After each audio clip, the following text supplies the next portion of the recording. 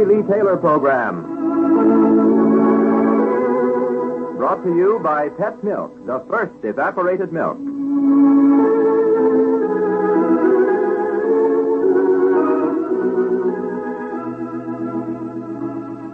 Yes, welcome to the Mary Lee Taylor program, featuring the story of the week about young Jim and Sally Carter and the pet recipe of the week. And here's some exciting news. News about a brand new 16-page recipe booklet just completed this week. It's called Time-Saving Recipes, and it's packed with shortcut recipes that help give you more hours out of the kitchen. To get your free copy, write today to Mary Lee Taylor, care of this station, or to Pet Milk, St. Louis, Zone 1, Missouri, for the book called Time-Saving Recipes. And now it's Mary Lee on NBC. Hello, this is Mary Lee Taylor. Today's story is really about Sally Carter's family, because back in Midland, Sally's mother is having problems, too, especially since Sally's father came home and said, "Well, Martha, who do you think's in town? Elizabeth Walters, and she's just as young and attractive as she was when we went to school together." To Martha, who's about to become a grandmother, that isn't exactly happy news. And what she does about it, you'll hear in just a minute. And right after the story, I'm going to give you one of my favorite of all recipes for cherry cream pie. A beautiful plump pie combining creamy yellow custard with tempting red cherries topped with fluffy meringue. And with my recipe, you can make a perfect cherry cream pie the very first time you try. Later, Mary Lee is also going to tell you about a swell Sunday dinner you can prepare for just about 52 cents a person. And, of course, one reason why Mary Lee Taylor meals are money savers is that Mary Lee always uses money-saving pet milk. Yes, pet milk. Good, sweet, whole milk that's concentrated to double richness. Pet milk, the first evaporated milk, and the first choice in millions of homes throughout America. For cooking, for coffee, for baby, make pet milk your first choice. And now, for today's story, we take you to Midland, where Sally Carter's family lives.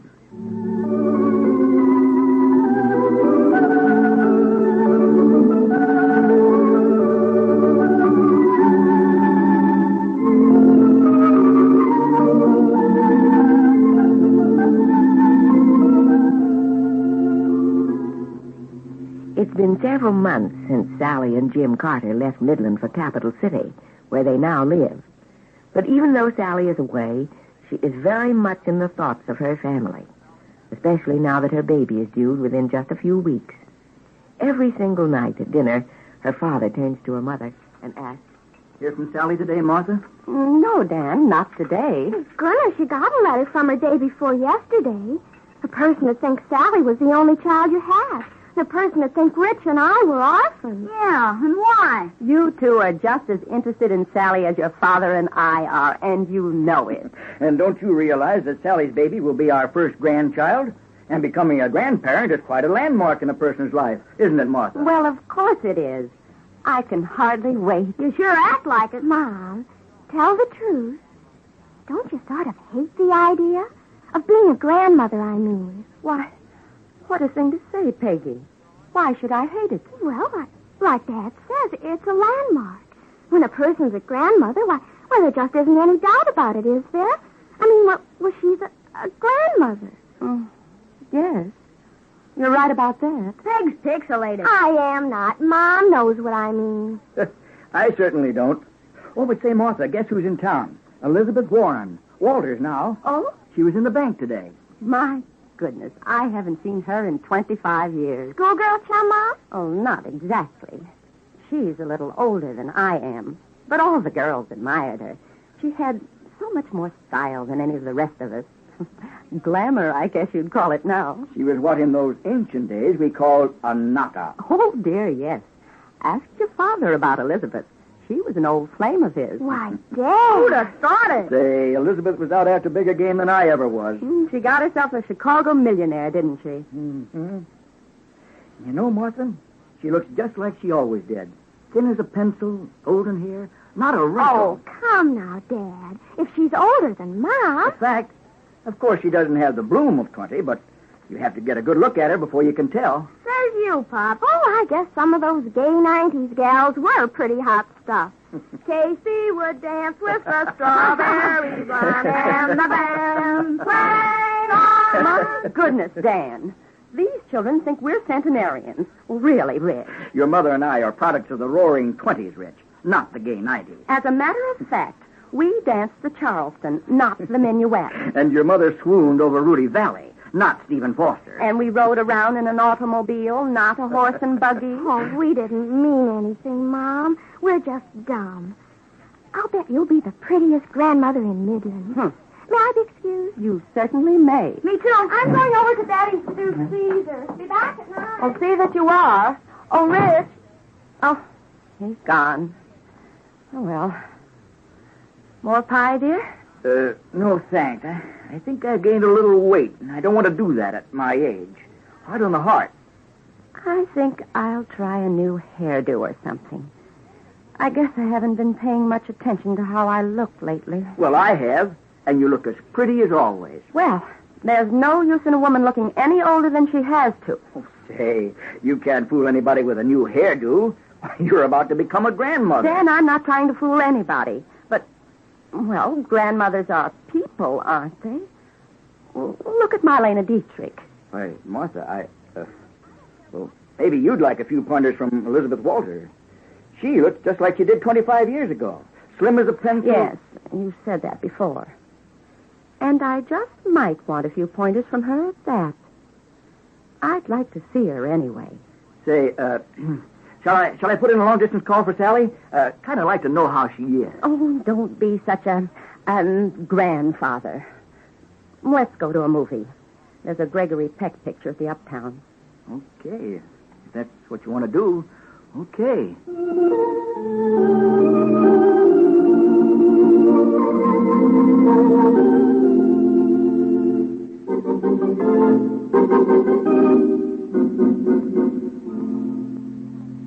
The next day, when Peggy came home from school, she found her mother putting the final touches on a very spruced-up living room.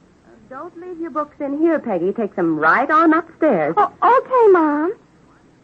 Golly, what have you done to yourself? Well, I just had my hair set this morning. A different way. Like it? Sure, I guess so. And you've got on your high-heeled pumps. I didn't think you ever wore those unless you had to. I've been in an awful rut about shoes lately. I mustn't get in the habit of wearing low-heeled Oxfords all the time. Oh, gee, it looks nice in here. A birch fire and jonquils. I didn't know you were having a party. I'm not. Elizabeth Walters is coming for tea. That's all. Oh, Dad's glamour girl. I get it. Well, she's just back from Palm Springs, and she lives in a penthouse. I don't want to try to give any false impressions. But on the other hand, there isn't any use in seeming dull and old. Oh, of course not. Hear from Sally today? No, I didn't. And, by the way, I don't think I'll mention Sally's baby to Elizabeth. She wouldn't be interested. And as you said, when a woman's a grandmother, well, it does make her seem, well... I know just what you mean, Mom. Oh, say, there she is. I think I'll scram. I won't help the effect any. I'm no tiny tot myself. Well, now, Peggy, don't be silly. I'm not trying to fool anybody. Come on back here. Oh, I've got stuff to do anyway. I'll be down later, maybe.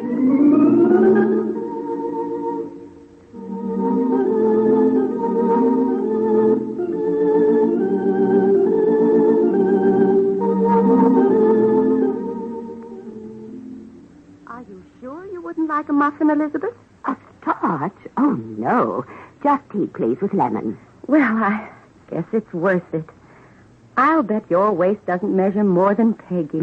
24. But confidentially, Martha, I'd never be able to keep it if my missus weren't such a dictator. If she sees a bit of a bulge, she knows I've gone off my diet, and she's very cross with me. Ben said you hadn't changed in 25 years. I couldn't believe him, but he was right.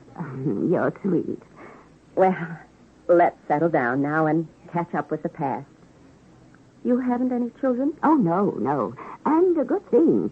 This way, we're free. We travel a lot, you know. That must be wonderful. Dan and I plan to travel some when the children don't need us quite so much. But it seems that the older they get, the harder it is to leave them. I suppose you've been to lots of interesting places, Elizabeth. Palm Springs, Sun Valley, around. All of them are pretty much the same. Same people, same bridge games. I play a lot of bridge, Martha. I don't find time for much bridge. And New York, of course. I spend 10 days at Ardella Marvell's Castle of Beauty, about every 3 months. She takes care of my hair for me, Martha. Oh, I don't pretend it would be this color without her. And she's perfectly wonderful on the throat line. And then I like to be in New York for the opening. Theater.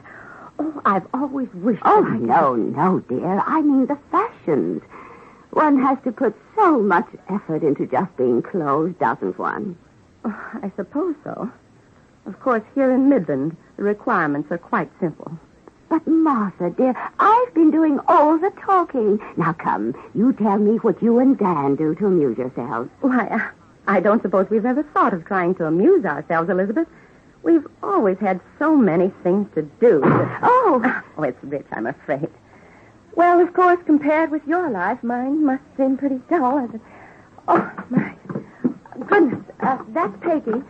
Something must have happened. If you'll excuse me for a minute. Come quick! Richie's got a bloody nose and he's dripping all over the Newhall Road. Coming, dear.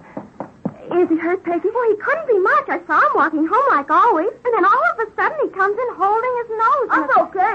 Got my nose bumped in basketball. Anybody got a handkerchief? here, do take mine, Martha. Come on, no, son. Mrs. Waters, Up the it's much too stairs. pretty. I better get a towel. Here, Rich. Take this, and I'll help you. Then you can lie down. You'll be all right in a minute. Now, I'll just get rid of these silly shoes.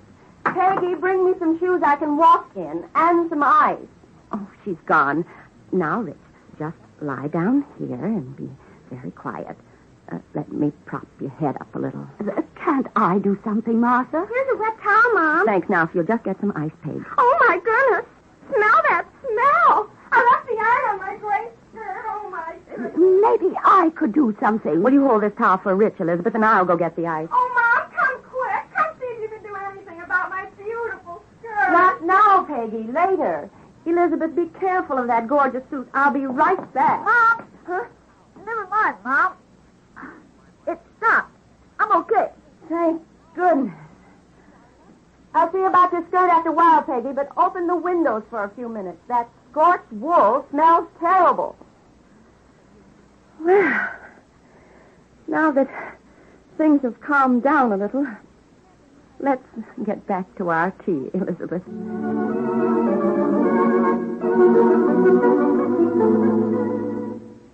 I'm awfully sorry, Elizabeth, that we had to put you through such an afternoon. Well, you know, now that it's turned out all right, I might as well admit that I really enjoyed it. You're being very polite. Family life at its worst. No, I mean it. I enjoy the family feeling of things happening. I don't know why. It's exactly the sort of thing I've considered myself fortunate to avoid all these years. Well, who wouldn't? This day, for instance. I should have known I'd never get through an afternoon in these high heels. Martha, do you know why I'm in Midland? Just to kill time. Oh, really? And do you know where I'm going from here? To Reno. To get a divorce. My husband wants it. Oh, I'm sorry. And for no reason at all. He's not interested in anybody else. He's just tired of marriage, I guess. But, Elizabeth, how could he be? Why, you're so good-looking, so... He isn't in any hurry, so I don't have to be either. But that's where I'm going. To Reno. I am sorry. Then what will you do? Pretty much the same things, I guess. There'll be plenty of money. Bridge, fashion shows, beauty salons. It's queer, isn't it? I was the one who didn't want to get stuck in Midland with babies and budgets and housework. I planned my life so carefully. But somewhere I made a mistake. Because from here on, I'm afraid it's going to be awfully, awfully dull.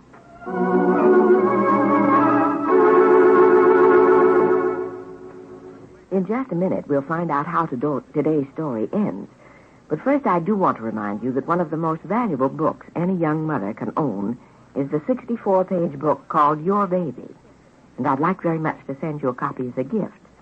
This book has been very carefully prepared to give you the best information on the care and training of a baby. And it has been enthusiastically approved by a well-known baby doctor. If you'd like a copy, just write to me, Mary Lee Taylor, care of the station to which you are listening, or to the address I'll be giving you right after the story. And now, back to the home of Sally Carter's family in Midland. When Dan got home that evening, Martha hurried to meet him at the door. Hello, dear. It's getting colder. Here, let me take your coat. Oh, thank you, dear. Well, how was your tea party with the beautiful Elizabeth? Dan, she's at the hotel now getting her things. She'll be back here in a few minutes. She's staying with us for a few days. Staying here? Gosh, Martha, did you have Yes, to... I did. She hasn't any place to go, poor woman. Oh, yeah? What's the matter with the Ritz or Palm Springs? Now, what do you mean, poor woman? Because that's exactly what she is, even if she does have a lot of money. Nobody cares where she goes or what she does. Oh, we had the most terrible afternoon, Dan. Rick came home with a nosebleed. Peggy burned a new skirt with the iron. Everything went wrong, but... Oh, Dan, I have so much to be thankful for. I suppose that makes some kind of sense somehow, but not to me. And what has it to do with Elizabeth Walter staying in this house? Well, I haven't time to explain it all now, but she's on her way to Reno. Her husband wants a divorce for no reason at all. He must be a brute. Not at all. I don't blame him a bit. Why, Dan Hayes, it isn't like you to say a thing like that. Why, just yesterday you Yes, said... I said she looks just like she did 25 years ago. Why, Martha, she hasn't lived enough for those years to have made any mark on her. Well, that's true, I guess. No, I don't blame her husband. Think how deadly dull Elizabeth must be to look like she does. Now, I don't know a worse thing to say to a person than you haven't changed a bit. It's the same as saying in all those years you haven't lived a bit. And what could be worse than that? Well, you're right. Nothing. I just never thought of it that way. But be nice to Elizabeth, won't you, dear? I'm awfully sorry for her. Sure, if you say so. Oh, hear from Sally today? No. Let's call her up after dinner. Good idea. Oh, I don't want Elizabeth to hear, though. I haven't told her about the baby. I don't want to seem to be bragging about my blessings. Elizabeth's life is so empty, and mine so very full. All right.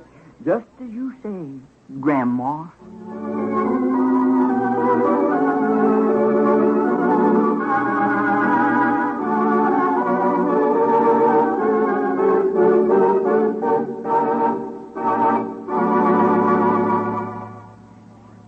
A week from today, we'll bring you the next chapter in the lives of Jim and Sally Carter, a revealing chapter called Three's a Crowd. But right now, let's get back to Mary Lee Taylor's Friendly Kitchen. You know, exciting new recipes are constantly being developed in this busy kitchen, and just today, we're offering the latest results of this work.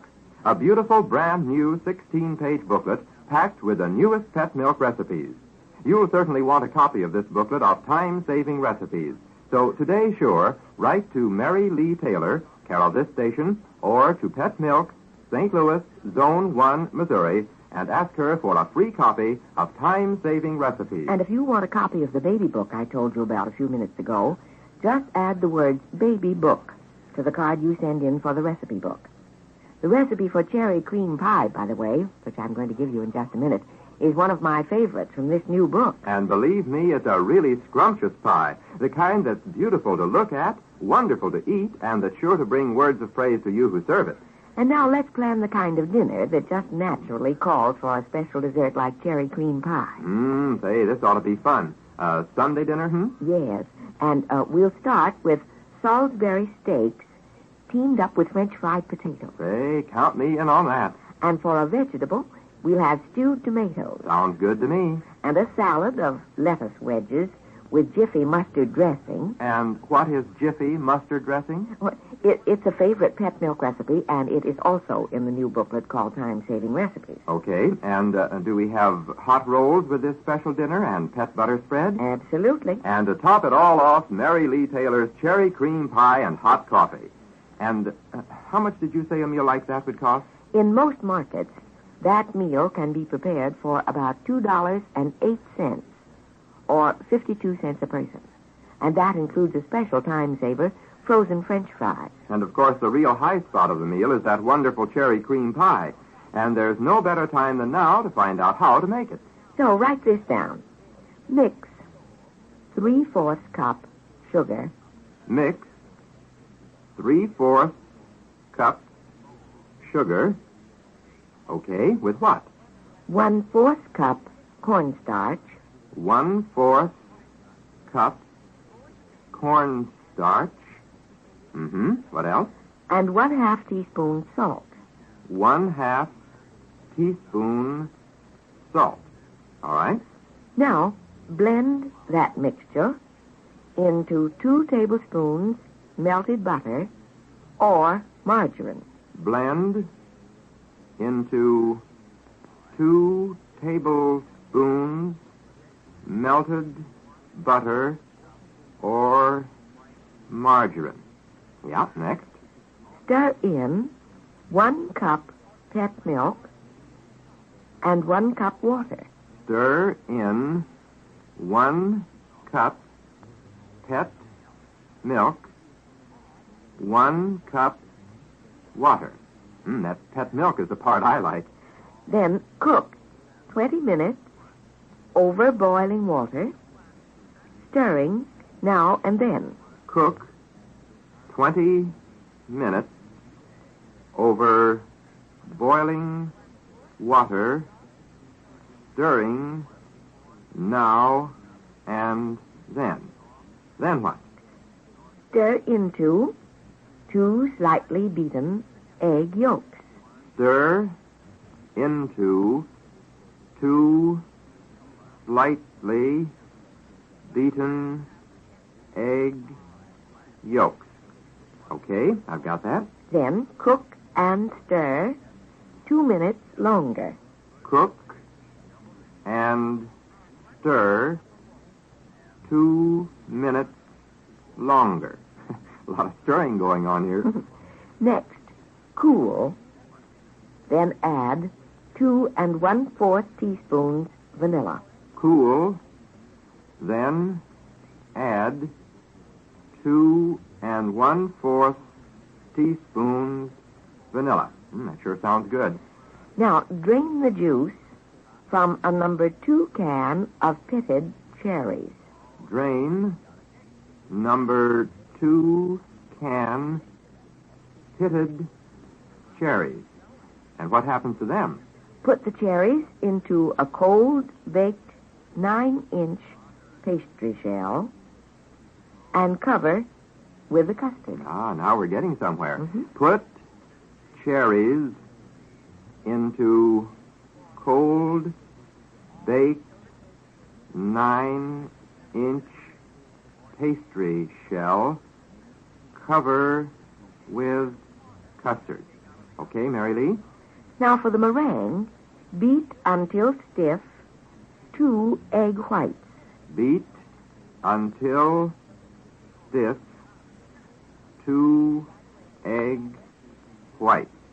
We've already used the yolks, haven't we? That's right. Now beat in gradually 1/4 cup sugar. Beat in gradually 1/4 cup sugar. Oh, that's the fluff on top, huh? Yes. Spread that on the custard. Spread on custard. Then bake in a slow oven, 300 degrees, 15 minutes or until light brown. Bake in slow oven, 300 degrees, 15 minutes or until light brown. And when you take it out of the oven, you'll have the most beautiful, most delicious cherry cream pie you ever tasted. Especially if you remember these tips. Be sure to cook the custard over boiling water.